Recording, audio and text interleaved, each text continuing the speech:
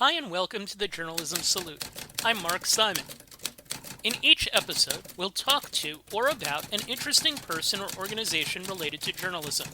The intent is to show that journalists are not the enemy of the people. Thank you for listening. For episode number 75 of our podcast, we're joined by Tionna Taite. Tionna will be attending the University of Alabama Law School after completing her undergrad work there with a degree in news media. Her minor was Advocacy, Voice, and Stewardship. 2 years ago, she started a magazine for students, 1956, the first Black student-led magazine at the school. It's staffed by 50 students. It's full color, great articles, and amazing photography. First of all, Tionna, welcome. Thank you for joining us.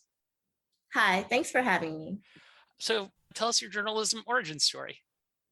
So when I was younger, I did a lot of writing, I did a lot of drawing, and I read a lot of magazines. Ebony, Essence, and Jet magazine were just a few magazines that I enjoyed collecting as a young child. And when I went to elementary school, my school actually had a news anchoring segment for students, and you had to be in second grade to join the staff and say the morning news on a daily basis to the students. And I was always intrigued by that. My older brother, who had went to the same elementary school as me a few years prior, he was involved with it, and it was called WBEC. And I just always found it something interesting and amazing to do as a child, because I like the idea of being on TV and being able to speak to every student in my school. But I didn't necessarily think that it would lead to me pursuing journalism as a major when I got into college. But ultimately, looking back on my childhood and just seeing how involved I was in writing and how that passion never stopped, I knew that journalism would be a really good major for me going into college, because I knew I wanted to go to law school. And so when I came to UA and I saw all the different resources that were available, I knew I wanted to take that passion for journalism and create something that could leave an impact on campus. So how did you exactly come up with the idea for 1956? Were you just somewhere and it just kind of came up? Or was it one of those things that kind of grew in another way? So the idea for 1956 came about the summer after my freshman year, which was the beginning of the pandemic. So I spent a lot of time at home because a lot of things were on lockdown. And so I was just thinking of different ways that I could be more involved on campus when things did open back up. And I realized that there wasn't a magazine for or by Black students. And that's kind of when I started creating just the overall layout for what the magazine could be. And from there, I sent a few emails out to different professors and faculty at UA who agreed that the idea would be impactful. And that's kind of how 1956 originated. Explain why it's named what it is. The name 1956 comes from the year that author Lucy Foster, the first Black student, was allowed to officially enroll at the University of Alabama. And while she wasn't allowed to stay and graduate initially, she really did pave the way for other Black students to be able to attend the university. So that's why I wanted to name the magazine 1956, because it connected to the history of Black students. What were some of the other things that you kind of wrote out and said, this is what it's going to be? Like, were there themes? So I wrote out like different sections. So the magazine has a features, experiences section, and also a culture and lifestyle section. And so from there, that's kind of how I went on to determining what type of content I want to be in the magazine. I knew I wanted the magazine to be an outlet for Black students and provide them with a voice. So that kind of helped guide me into determining how I wanted to create 1956. How often does it come out? So 1956 comes out on a monthly basis, and we have two print editions. One was released last April in 2021, and one was released this April in 2022. So I was trying to come up with what would be an appropriate one-word description, since we're essentially trying to paint a word picture for it as we talk. I think I've settled on bold as a way to describe certain aspects of it. And that's characterizing things like the fonts, the design, the cover art, the story packages, meaning both the content and the photos. And I feel like there's a level of excellence that you're trying to hit with regards to specifically the appearance of the magazine. And it should be noted too that in each issue you're greeted by the words, "Dear Black students, you do matter." What are the characteristics that define what this magazine is? The magazine has a bunch of characteristics, and honestly, all the different creative mindsets from Black students at UA helped create the magazine and its characteristics. I would say one word that sticks with me is transcending, because the magazine definitely does reach outside of UA's Black community. We've had people who don't even have any connections to the University of Alabama reach out wondering how they can get involved with the magazine, because a lot of times when people saw the magazine on social media or online or in news interviews, they didn't realize that it was just a student magazine. And so knowing that the magazine is able to educate people who may not even attend the university and also inspire them definitely leads me to say that one of the characteristics of the magazine is transcending. And how did you come up with the look for it? So the look for the magazine, originally I came up with the logo, but when I got my student team together, that's kind of how we came up with the look. We all pitched in different ideas, and the looks were determined by the themes. So typically we voted on themes. Like, I put a few themes out there for the magazine and we went from there. One of our issues was entitled Voice, and on that cover there was a sign with someone holding up "Your Voice Matters," and stuff like that. The themes help us figure out how we want the magazine to look, the color scheme and everything. So the themes are really important when we're determining how we want the magazine to look, but we also want the magazine to be an embodiment of all of the ideas of everybody on our team. And I'm thinking here in terms of maybe there are some people that might be listening and saying, okay, I have the idea for this. How do I get started? What were some of the keys for you in getting this? So I would say definitely planning. Again, when I started 1956, that was the summer after my freshman year. I spent a lot of time just writing things down, typing out different things, researching. I looked at other student magazines that might not have, focused on Black students, but I looked at how those were orchestrated and how those were executed. I also looked at my original inspiration, which was Ebony, Essence, and Jet magazine. And I looked at the different sections they had, which ultimately helped me determine that I wanted a features and experiences section, a culture and lifestyle section.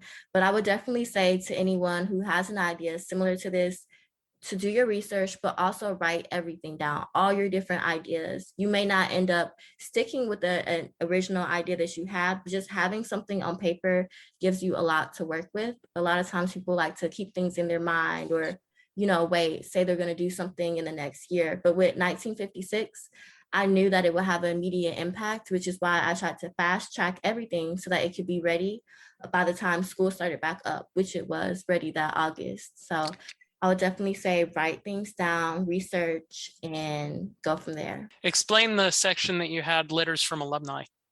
So the letters from an alumni section came about recently, and it happened because we had a lot of Black alumni who read the magazine, supported the magazine, and I felt like it would be a great opportunity for them to reach back out to current Black students and give advice in the magazine. So while it's a new section, I definitely do see it going on in the future and being successful, because the voices of Black alumni also matter. And it really shows that they still support the Black students here at UA by giving them advice and by also supporting their endeavors with the magazine. Was there one in particular that was particularly important to get?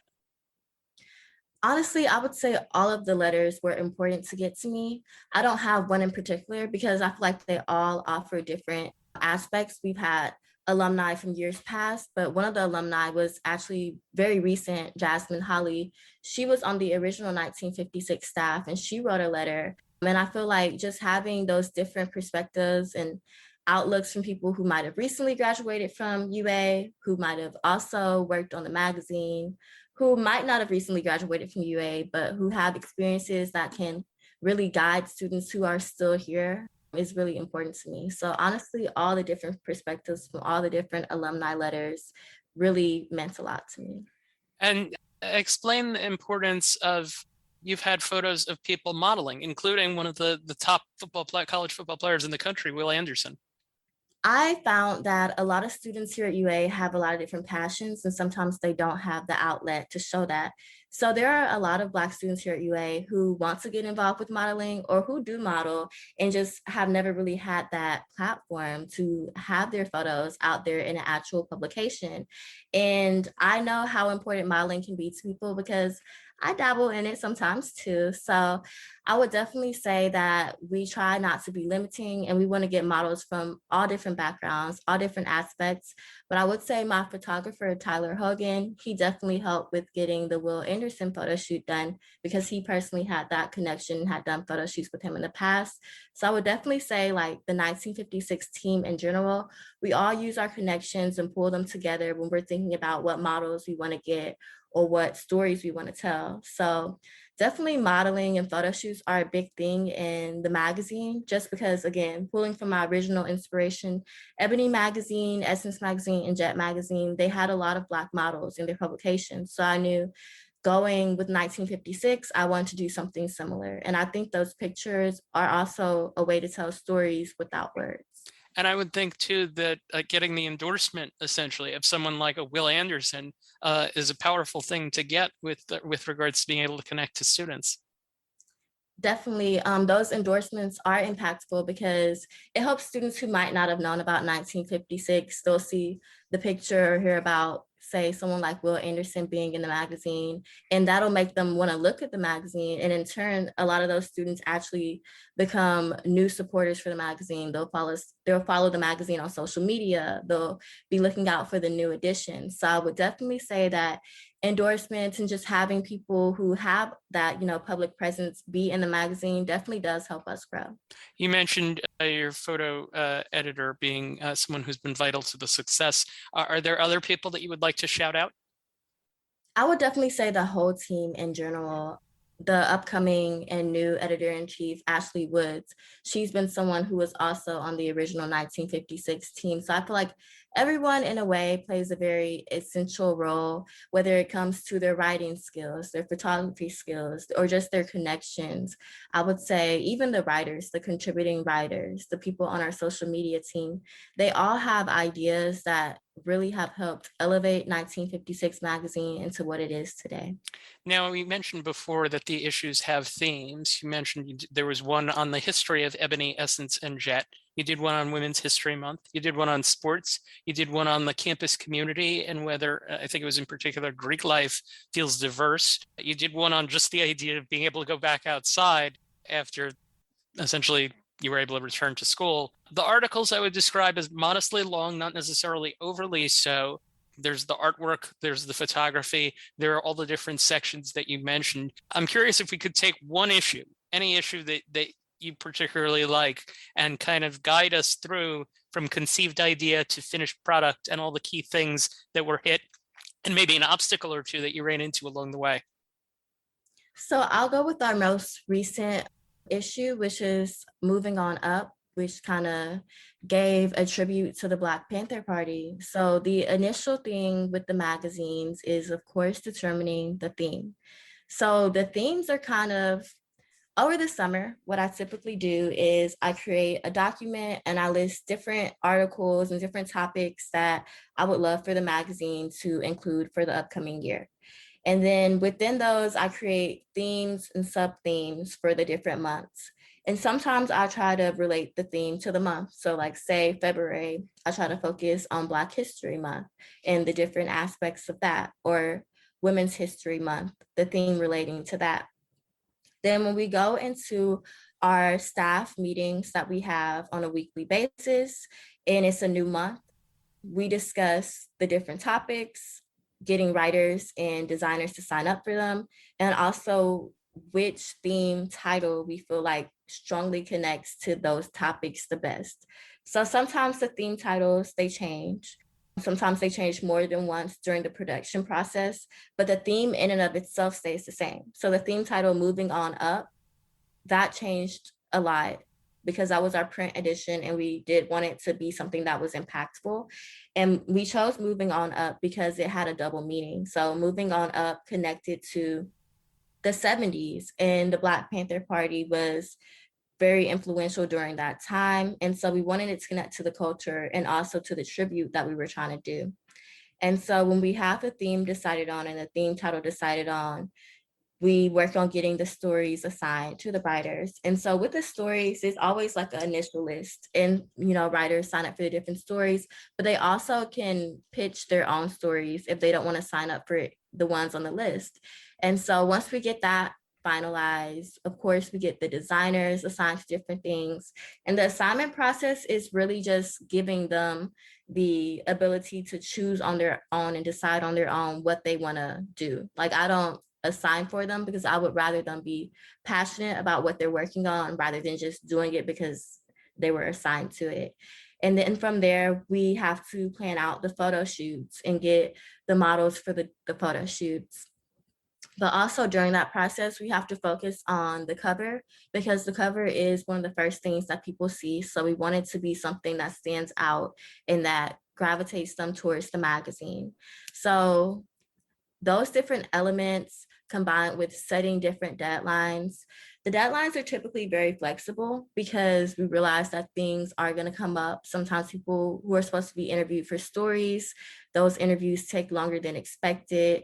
And so we set the deadlines to be flexible so that we don't ever end up in like a bunch where like the magazine needs to go out in a week and we're not ready for it to be released. So there's definitely different elements that go into the production process. It is like, I wouldn't say complicated, but it has its different elements that just all come together to create something beautiful in the end. And I would say it definitely depends on the month also. Like, I'm big on flexibility because of course, like, we're college students. And so people have exams and they have tests and they have, different things that may pop up unexpectedly. So every production process may not be exactly the same, but they all have the same foundation when it comes to those weekly meetings and throwing out ideas and just getting people to want to be passionate about what it is they're assigned to in the magazine. And again, when I say assigned, we don't do the assigning, we let them sign up and choose something that they're passionate about so that their creativity and everything can be displayed in the magazine to the best of their ability. What's the biggest obstacle that you ran into with the last issue? I would say with the last issue, the biggest obstacle we ran into was the fact that it was the print edition. So it was different from our other digital editions. With the digital editions, we have a little bit more time and flexibility when it comes to the deadlines. But with the print edition, because we have to get it sent out to the printer and we have to get everything proofread, and after, a certain date, we can't change anything. It was really important for us to get the photo shoots, get the models, and get the stories in. And with the print edition, there were some stories that I felt like would have been amazing, but we had to cut them because of time and because of deadlines. So I would say that the print edition, surprisingly, deadlines was the biggest issue. And how would you characterize yourself as an editor-in-chief? You sound like someone who's particularly well organized. I would characterize myself as someone who likes to hear the ideas of others. I don't like to be overbearing in a sense because I feel like that limits creativity. And so, yes, I put my ideas out there. I try to be as organized as possible, but I also like hearing the ideas of others, especially the freshmen, because the freshmen come in with like a new outlook and a new perspective. And I like hearing from the new students because those are ultimately going to be the students who help keep the magazine going after all the older students graduate. So the University of Alabama, certainly there is a very long history there as relates to race relations and Black students. And I'm curious now, looking at it, what have you learned about the history of the University of Alabama from your time there? I'll definitely say that I went into the University of Alabama already knowing about a lot of its past racial history, but being a student here has kind of allowed me to see that there are certain faculty and staff who want to help the current Black students and the future Black students be able to excel in a way that students in the past weren't able to, like, because of the different obstacles and hindrances that they experienced. So while I say originally coming into the University of Alabama as a freshman, I honestly did not know what to expect. at times, but being here, I will say that there is support for Black students. Of course, there can always be more support. And I feel like that's why, as a student here, I wanted to create something that I felt like would give Black students an outlet to have their voices heard, which I feel like that's what 1956 magazine does. And I hope that more programs and more outlets are created by Black students, but even by the university, so that that past racial history that they have that isn't positive can in turn be moved forward to something that actually impacts Black students and helps them, not just while they're here on campus, but also when they graduate and go into their future careers. Do you have a favorite class from your journalism time at University of Alabama? There was a class that I took, and it was teaching multimedia journalism. Professor Cummings taught that class. I really liked that class because I took it as an elective, but it really allowed me to be able to look at different ways that I can create things like through journalism that also educate people. So it helped me get skills to be able to pass down the skills, that the journalism skills that I have, to people who might not necessarily have a full grasp on those skills. So I would definitely say I liked that class because it was different than the other journalism classes that I took.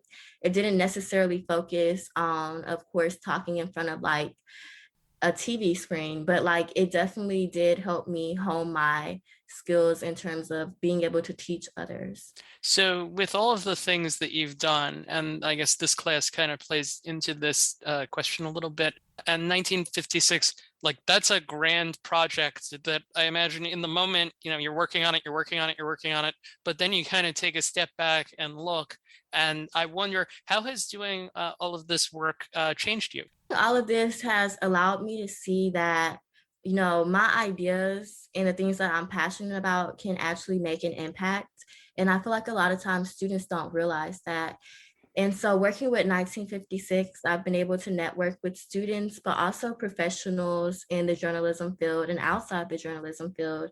And all of that has just made me realize that taking small steps can lead to big outcomes. 1956 started as an idea, and I could have just, let it stay as an idea. I could have just kept it in my head, or I could have just procrastinated and not taken the first initial steps to get it done.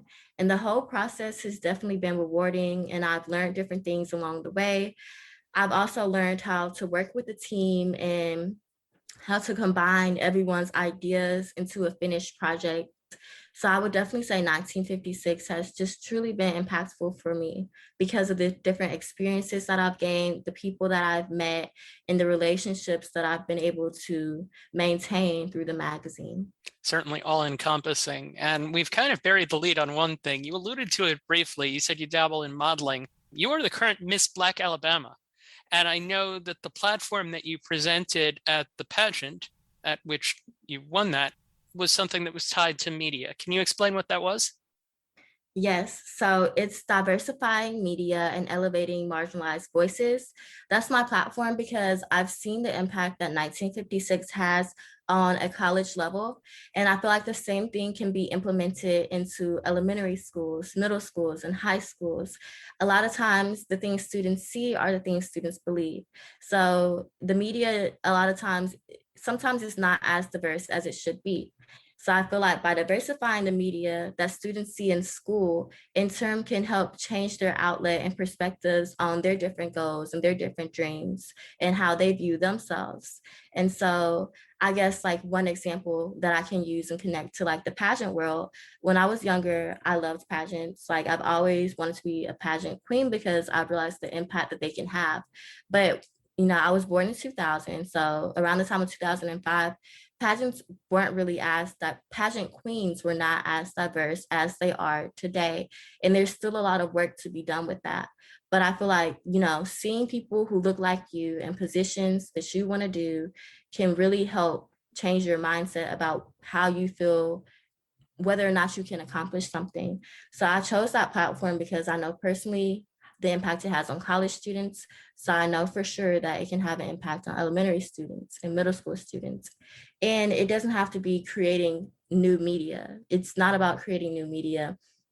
It's about allowing the voices of the people who consume that media to be heard and to be elevated because they matter. And so by going to different elementary schools and by speaking to students, that just shows them that they too, matter and that they too can accomplish something, even if that's not necessarily something they see in the media often. Congratulations on winning Miss Black Alabama. Are you competing now in Miss Black America? Thank you. And yes, I'm competing in Miss Black USA in August, and it's going to be in Washington, D.C. Awesome.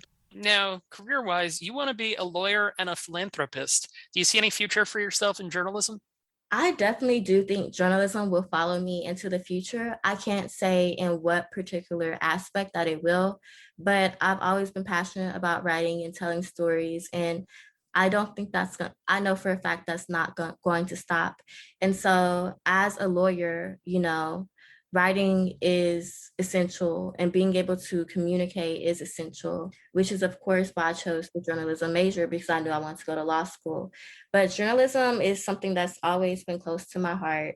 And so I know that whether it be through blogging or through, a website that I create, that for sure journalism will definitely find its way into my future career as a lawyer and philanthropist.